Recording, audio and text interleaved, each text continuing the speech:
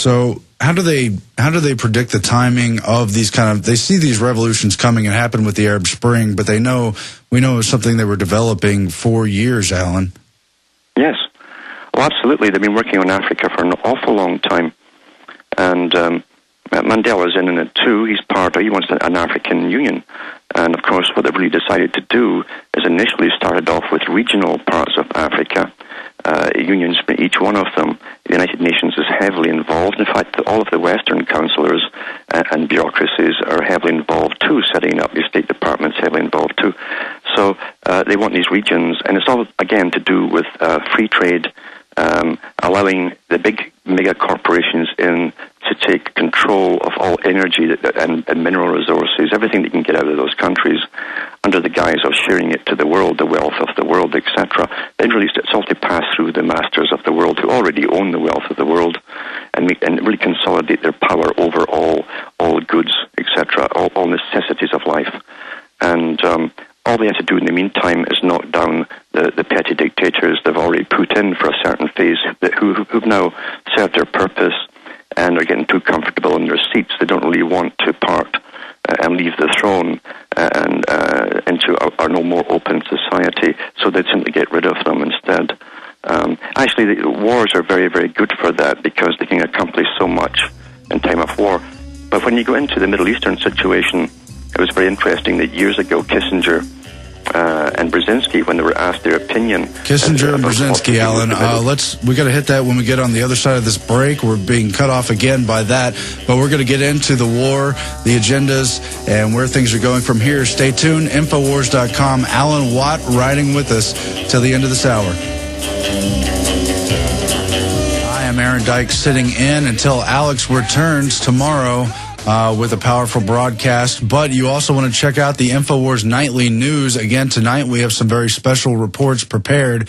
But Alan, you were just getting into some of the factors in the Middle East, bringing up Brzezinski and Kissinger. If you could please continue. Yeah, the agenda for the Middle East was complete destabilization. They wanted to destabilize the countries. It makes it easier for the big boys to go in, which they did, of course,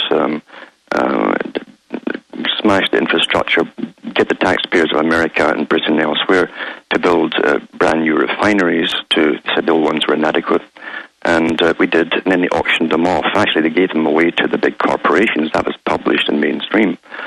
So it's much easier to have control in an area when technically it's destabilized, because you can bribe the local little gangs that form, or sides that form when you break up, especially Muslims, against different sections, different factions. And that's exactly what Kissinger and Brzezinski said. They'd like to do long-term destabilization, and that way the big corporations with private armies can basically draw the oil and excess stuff out of there for free, basically, very little money at all. Whereas if you have a strong government to deal with, you have to go through regular channels and pay a good rate of return, etc., for the oil. So that's happened, and they'll keep it destabilized for an awful long time. And also, too, they've actually said that in the Council on Foreign Relations, they must keep that whole region safe for Israel. That's a big part of it. It's out in the open. It's to keep it safe for Israel. There will be no other superpower in that area. And we see the same thing with Egypt. One of the prime ministers of Israel said, years ago, he said, if we can get Egypt, then that's the jewel. And it says that's the jewel that we're after. That'll be the jewel in their crown, basically, getting Egypt. Control of Egypt, very strategic point for them as well. And so they've achieved goal after goal after goal with cooperation from the U.S. And the military doing all the work and paying all the cash for it, basically.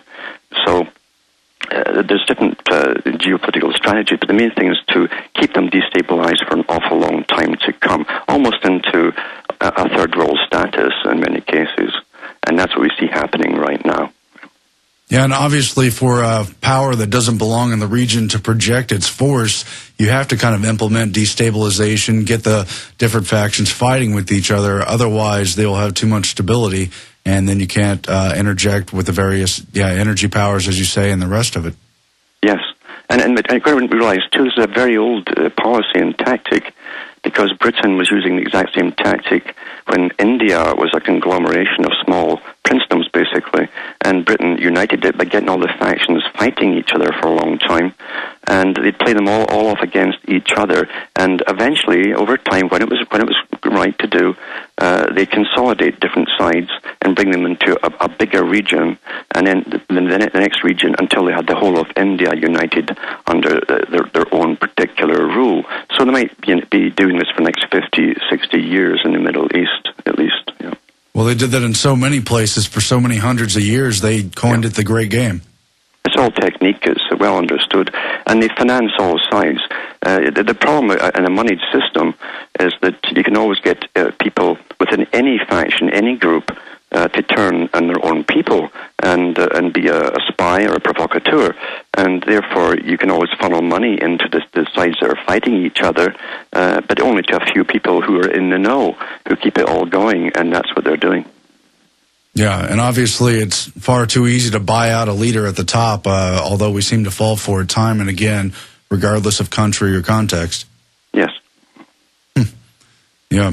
So on the other side, we want to get into the Iranian war, where things are headed with all the provocations and so many of the other events that are going on. I also want to bring up some of Brzezinski's book, Between Two Ages. He really talks about how under the emerging global government, you have the illusion that states are the real players, but really it's multi-million-dollar international corporations, the banks, and the other interests behind it. He talks about how even organized crime becomes part of the system because it's preferable to chaos. And he also talks about how third world conflict is just routine, really, to be expected, part of the larger development, Alan. I'm sure you could speak to that as well. And so we're coming up on the break in just a moment. And just want to remind you once again about the InfoWars Nightly News coming up tonight and every weekday, as well as the Money Bomb coming up in about 2 weeks. On November 3rd, we need your support. Let's get the word out and let's turn things around. Stay tuned. Infowars.com, prisonplanet.com. Alex Jones returns tomorrow. We are back once again at Infowars.com. I'm Aaron-Dykes sitting in until Alex is back tomorrow. Our guest is still Alan Watt. He joins us for the rest of the hour, a long-term researcher into their long-term strategy, long as in 50, 100-year, and even longer intervals. But we also want to talk about current events, where the current Occupy Wall Street movement is going, and what kind of legislation will be piggybacked on their energy. But before the break, I brought up some of Brzezinski's quotes, just really talking about how third world conflict, organized crime, and all the rest of it is really routinized, as even states are really just chess pieces for the multi-million-dollar international corporations, major banks, financial institutions, and the rest of it, as Brzezinski puts it in his 1970s Between Two Ages book.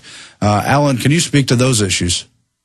Yeah, and we see this is actually what's happening right now. Of course, as I say, the whole idea of the Royal Institute for International Affairs, Council on Foreign Relations, was to bring the world through a series of conflicts in order to take over all energy supplies, everything vital for human sustainment, basically, or containment, or even continue its ability. Has to be taken over and owned by a conglomeration, a world conglomeration, and we're seeing that right now as they destabilize other countries and do the same with them one after another using the soft power. But you're quite right there with using organized crime. They've always used organized crime. In fact, the latest Department of Defense from the think tank department that works for NATO and Britain came out with their report for the year. It's very similar to last year, or 2007 report. It was the last one to give out. And these are the guys who said the world to come for a while will be one of conflict everywhere. And as basically these third world countries are brought under the control of the global governance system. And the big corporations go in to seize, again, the resources, all natural resources from those countries and take ownership of them. You understand, and he also said, too, that the distinction, as you mentioned there, but gangsters, etc., it said the distinction between organized crime and legitimate government would be very blurred. And it already has been for quite some time. For instance, the United States has been training for the last few years mercenaries from all over Latin America and elsewhere, training them in the United States, like the old School of America's idea, and sending them in as assassins into Mexico. And so you have these organized, militarized assassination squads in Mexico right now, and you don't know if it's the drug gangs who are assassinating people and putting the bodies out in the streets a warning, or if it's actually these mercenaries the U.S. is using. And because if they don't use the mercenaries right now to take out all the gangs in Mexico, they're going to have to send in the military. And people within Mexico know that. It will never be resolved from within. It will have to be an invasion from without if these particular mercenary gangs don't work. So it's quite an interesting time to be watching all of this happening as they really move forward, because the agenda has a timetable, and these guys are obsessed with timetables. And even in strategic trends, again, the report they put out recently, they talk about their timetables stretching up now to the year 2050, and it's got everything in it: world depopulation, how much it will plummet in China, elsewhere, etc., and how they must fulfill the Millennium Goals, the Agenda 21 goals, and really ram them through with the animal corridors, human corridors, etc. We already have that happening back home. We have, again, even here, we have communitarianism in Canada and America. You have these self-appointed panels, green panels, right down to your town councils. They have them appointed to them as well. You can't do anything at all in property without getting advice or paying a fee for an eco-impact, etc. So we're already seeing the emergence of this whole new change society, time for change. Getting back to academia, when they brought academia on board, that was a buzzword used in academia for the last 50 years, that the 21st century would be the century of change, and that's why they gave that mantra to Obama to give out, change is good. They simply never told those in the dark what it actually meant. Well, we're seeing what it really means. It's the emergence of a world order, the planned society. In any planned society, they're never going to let the workers run it. Never let that happen. They give the appearance of a more orderly worker society, and it will be ordered. You'll be waged from birth right through your whole life to see how much you're eating, for instance, that kind of stuff. But they've always got to have a leisure class. For what they call progress, you've always got to have a leisure class. Therefore, you'll have a very high elite paid class of professional people working in their think tanks. You'll be funding them all, and they will be basically planning the future for the world. That's the lovely utopia that they hope to bring in. And I don't see why they can't, because they've achieved so many objectives right now. And we forget all the time how many changes they've brought in, to say, right down to your local council, by appointing themselves as an bureau, basically, to every little town council, to the federal level, and provincial in Canada, up to the federal government. So it's all there. The basic blueprint is all in position. All the players are there, and all they have to get now is more and more power over the general population.